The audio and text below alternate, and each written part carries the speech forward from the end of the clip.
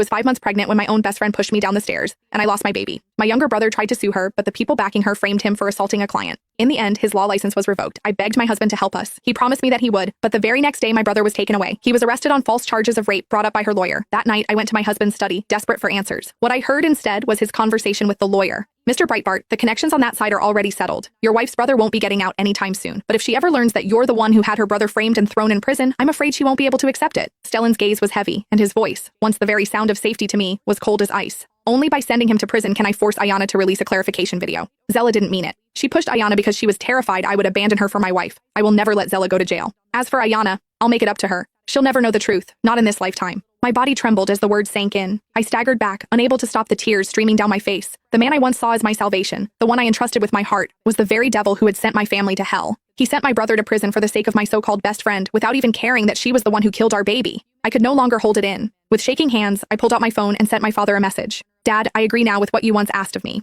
I can take Mom and Javen with me to you. But I have one condition. I want you to destroy the Breitbarts. Stellan Breitbart and Zella Bucknell. I would drag them both down to hell with me. Inside the study, Stellan was still speaking with Addie Brannigan. I switched my phone to silent mode, waiting for my father's reply. But wouldn't this be too cruel to Ma'am Ayanna? The lawyer's tone carried a trace of pity for me. Zella is her closest friend, yet you sacrificed your child with your wife for Ms. Bucknell and even had her younger brother thrown into prison. If your wife ever learns the truth, I don't believe she will simply withdraw the lawsuit. Stellan's expression remained calm, but his words cut like a blade. I won't give her that chance again. If Ayanna refuses to withdraw the lawsuit and record a clarification video, then perhaps her mother will have no choice but to voice certain objections. My heart clenched at once. My mother had been in a car accident on the very day Stellan and I married. Even now, she still lay unconscious in the hospital. She couldn't possibly rise from her bed to speak on my behalf. What exactly did Stellan mean by those words? A chill spread through me as if I had fallen into an ice cellar. Just then, my father called. I glanced one last time at Stellan and Addie Brannigan inside the study before turning away to answer. On the line, Dad stayed silent for a long while. His silence unsettled me until my chest grew tight. Finally, he said, Ayanna, I'm relieved you finally made this choice.